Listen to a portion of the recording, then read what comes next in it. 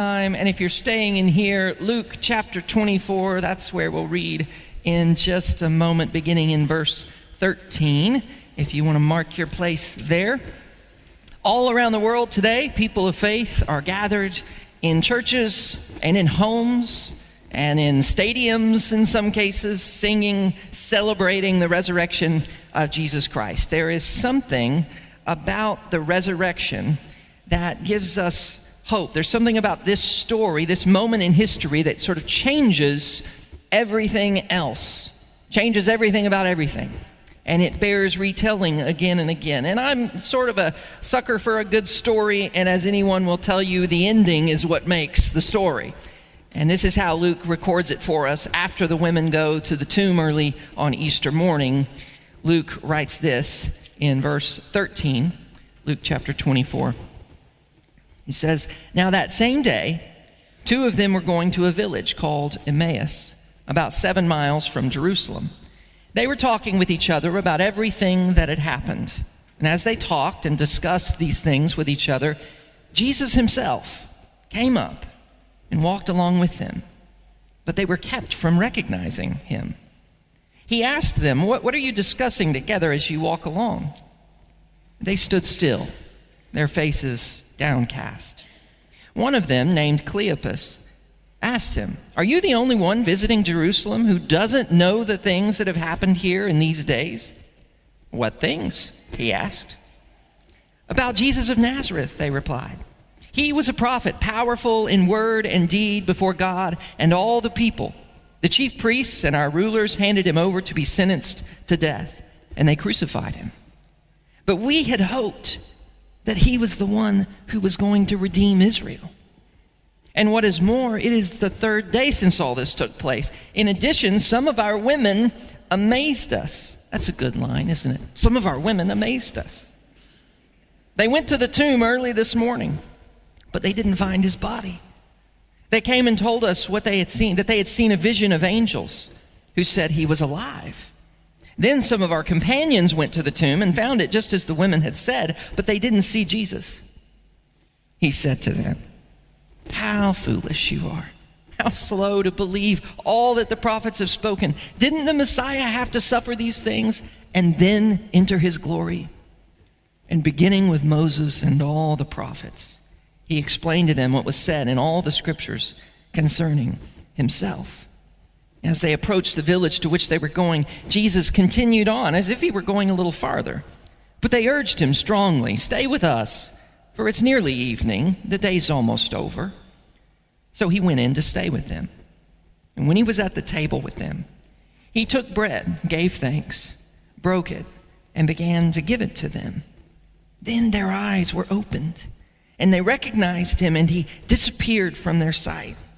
They asked each other, "Were not our hearts burning within us while he talked to us on the road and opened the scriptures to us?"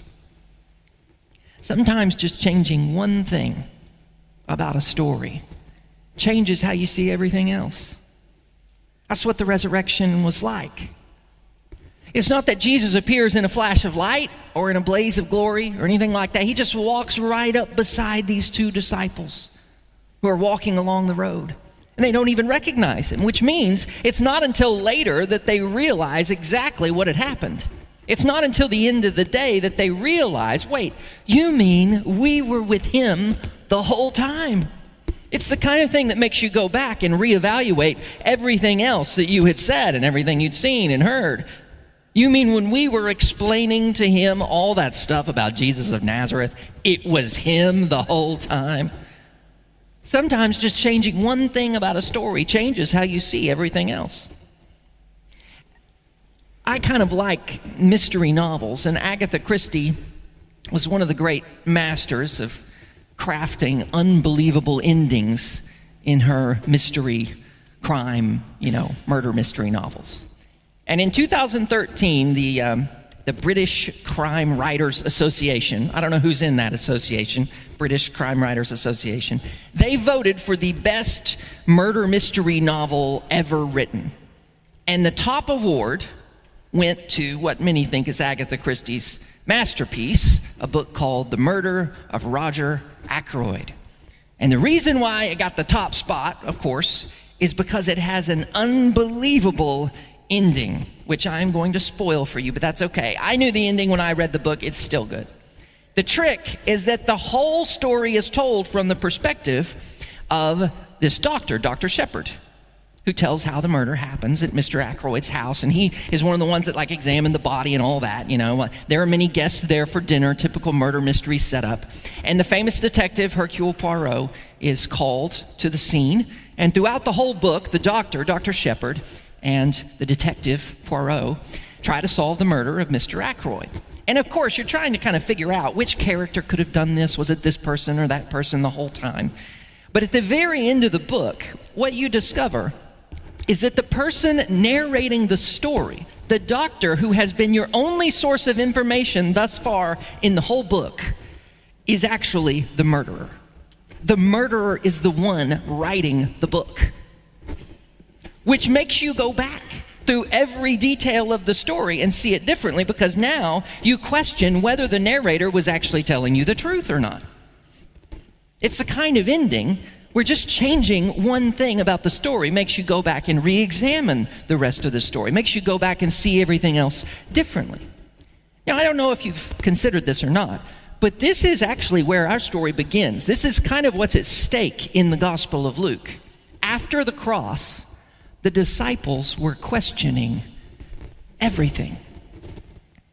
All the things that Jesus had said, the death of Jesus made them go back through everything that they had been taught and told. Because how could this be the plan?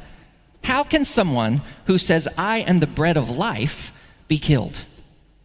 Can we still believe someone who said, I'm the light of the world, when it looks like darkness just snuffed out that light? So much of Jesus' teaching was just about himself, who he was. It didn't make sense after his death. These two on the road, they're confused, they're shaken, they're bewildered. They thought this was the end. And that's why, maybe why they're leaving town. We're told that one of them is named Cleopas.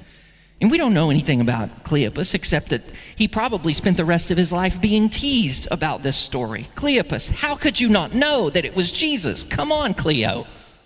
Hey, Cleo, good to see you. Just to be clear, it's me, your friend John.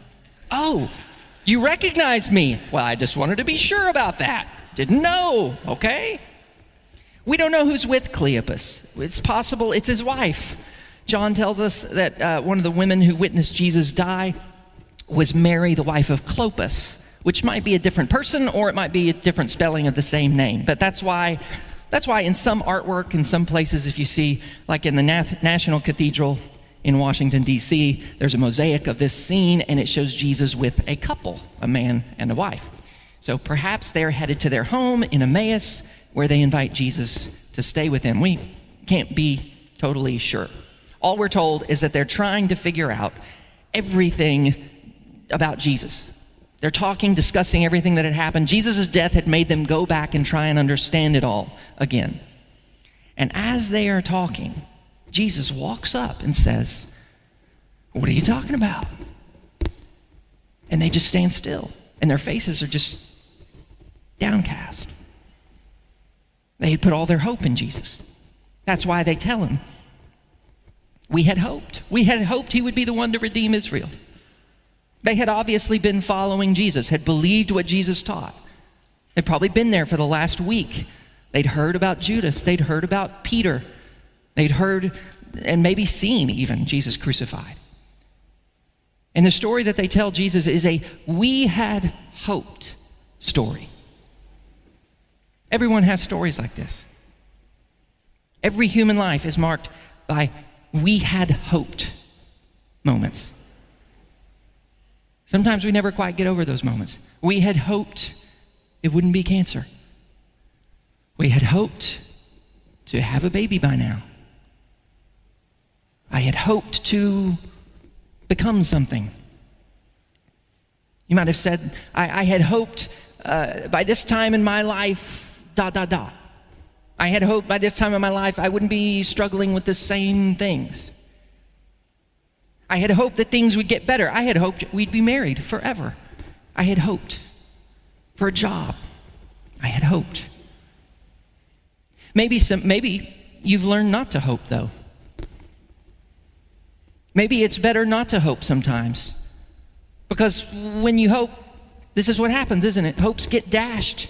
You're just setting yourself up for disappointment when you hope. And maybe that's why they were leaving town. I don't know. I've never really been able to understand this. Cleopas and the unnamed disciple. Why were they leaving?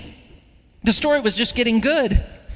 From the way they tell the story, they say, some of those who were with us went to the tomb to see for themselves, which means that Cleo and his companion had been there with the other disciples and had stayed through Friday night and stayed through Saturday night, had grieved. And when everything is happening on Easter morning, the women go to the tomb and then some more. Peter goes to the tomb. Why didn't Cleo go check it out? Why not just go look? You're right there, just a quick run to see the empty tomb. But maybe afraid to hope. I mean, when your dreams are crushed, when your hopes are dashed, why set yourself up for that again? Why hope again? And what I love so much about this story is that of all people, Jesus decides to go and find two of the disciples who didn't even bother to check the tomb. He walks with them, and he knows they're confused, and he talks to them about it. And in the midst of them saying, where in the world is God in this mess?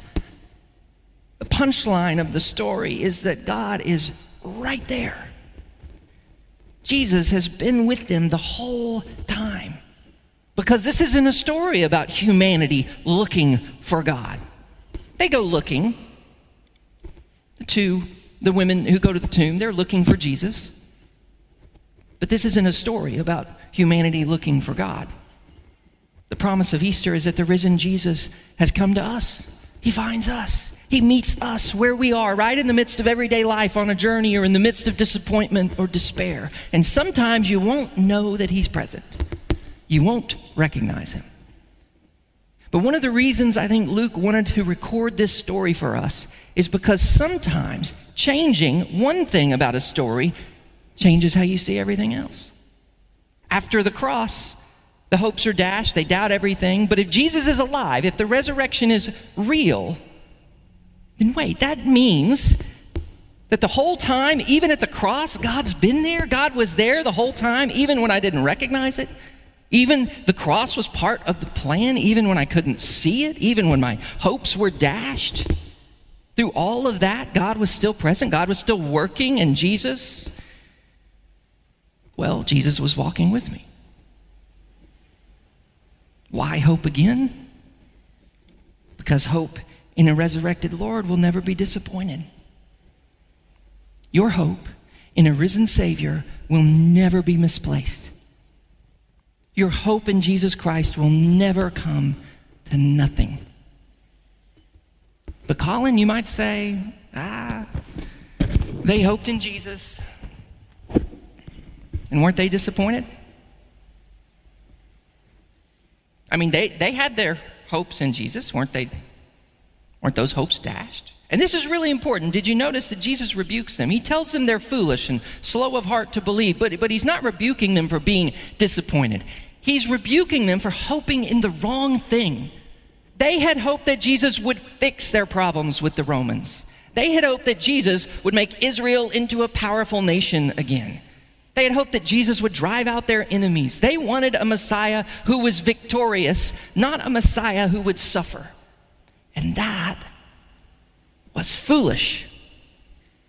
It was foolish to hope for a Messiah who wouldn't suffer. You know why? Jesus tells them why. Jesus takes them back.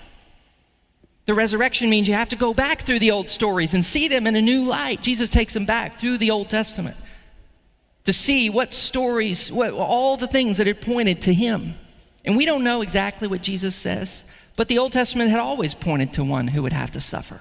From the very beginning, if you go all the way back to the Garden of Eden, the story's about a serpent who deceives Adam and Eve.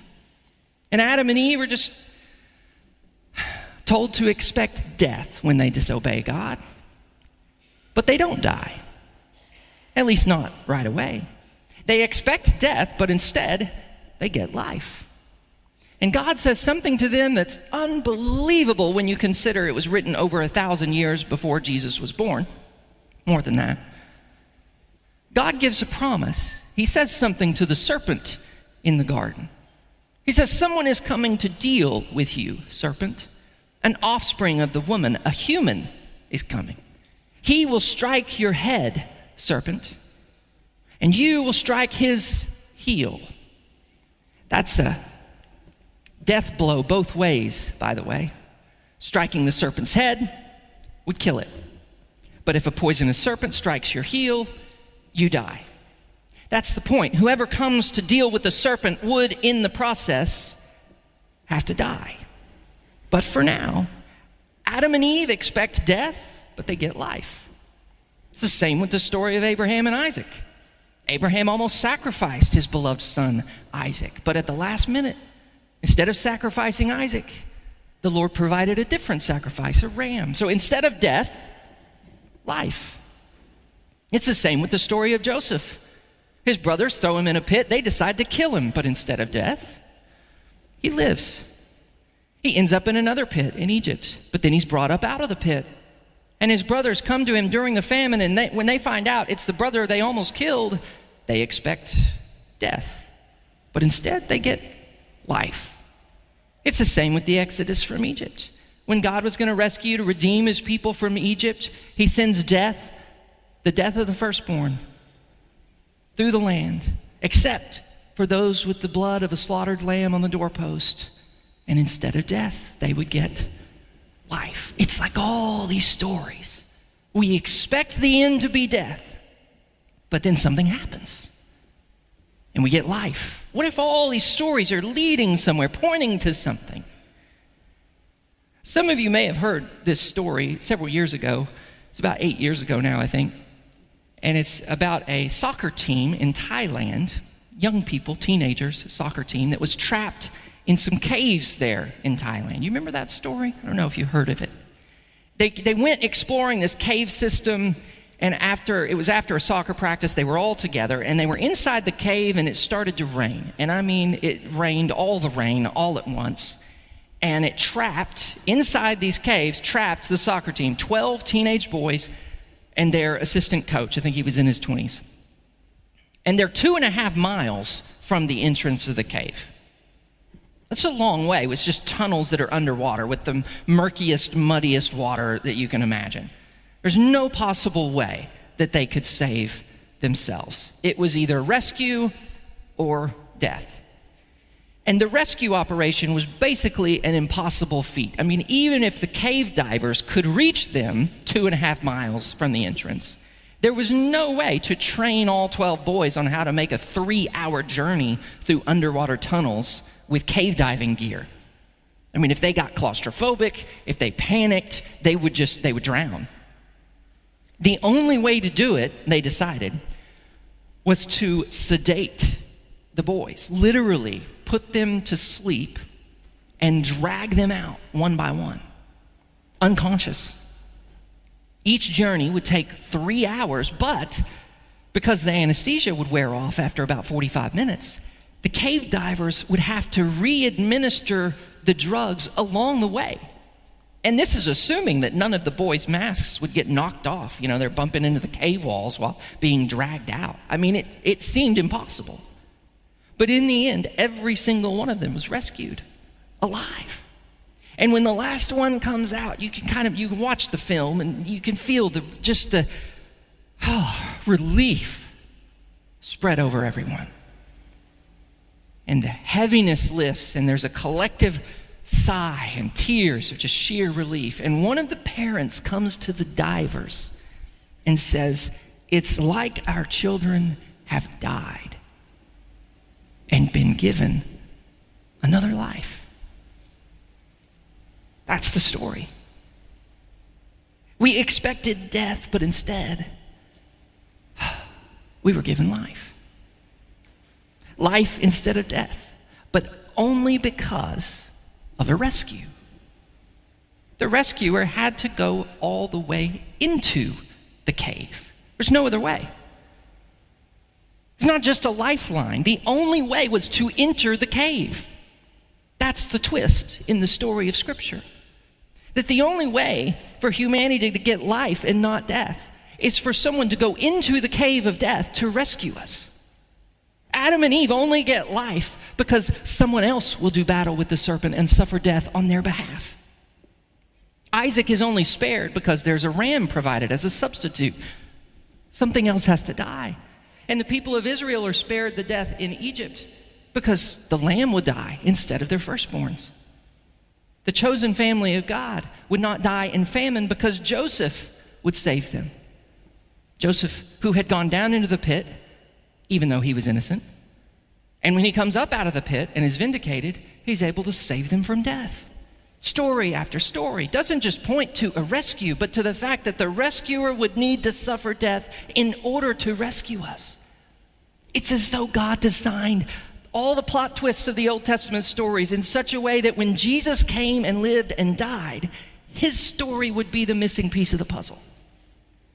Jesus' death had been part of the story all along, and this is why it's so foolish to hope for a Messiah who would never suffer. We have hopes. We have hopes for circumstances. We have hopes for situations. We have hopes for all sorts of things that we want. But what good are those hopes when you're in a cave? There is nothing else worth hoping for unless you get out of the cave. Nothing else is going to last. Are you going to hope for something when you're in the dark of the cave that's not rescue? No, nothing else will mean anything unless you're rescued from the cave. Every other hope might be dashed, but the one hope you cling to is rescue. And to ask for a Messiah who doesn't suffer means you get a Messiah who can't rescue you from the thing that you need rescuing from most, which is death, sin, suffering. Make no mistake, the vision at the end of the story is nothing less than every single tear being wiped from every single eye. That's what we're told in Revelation, that God will wipe every tear from their eyes, and death will be no more, and mourning and crying and pain will be no more, for the former things have passed away. That's the end. That's where the story is headed. That's reason enough, I think, to put your hope in the Messiah, but that's not the only reason to put your hope in a suffering Messiah. It's not just that we're rescued through his suffering. It's also that our suffering is changed. When he shares in our death, we share in the hope of his resurrection. The resurrection sort of works backwards and turns defeat into a story of unexpected victory. Just like the rescue from the cave changes how you see the captivity, because the result works backwards and turns the story into one that is about courage and compassion and joy. It's like a basketball game. You watch the Final Four, it's like a basketball game where your team is losing the whole game. And every missed shot, every setback is a blow. All the turnovers, I can't believe it. You're yelling at the TV. But then at the very last second, at the buzzer, the final shot goes in. And all of a sudden, you say, that was the best game I've ever seen. But no, actually, it wasn't. They were behind the whole time. It was full of missed shots and turnovers. But the win works backwards, so that all of those things become part of what brings you joy in the end. The hope that we have through the resurrection of Christ is that he can bring life from death, redemption from pain, victory in the midst of weakness and defeat. So the journey that led through suffering and pain, when you look back, you'll see. That's the journey Jesus came to share with me. His grace met me there. He was with you on the road. So that the story in the end won't be about the circumstances you face or the problems or all of that. It will be a story about Jesus in the end. Our captivity, when we receive the rescue Jesus offers, becomes a story of love and deliverance and joy and redemption. And all of the ups and downs will contribute to the joy of seeing how his love sustained you, his compassion comforted you, how his resurrection gave you hope that in the end, at the end of all of it, there's life, not death. And this week I was reading through the end of the book of Luke here, walked to Emmaus. I kept wondering, why didn't they recognize Jesus? What was it? I mean, I read some different scholars, commentators. There were a lot of guesses. Was Jesus' appearance different? Did he look different? Did he look younger? Did his hair change?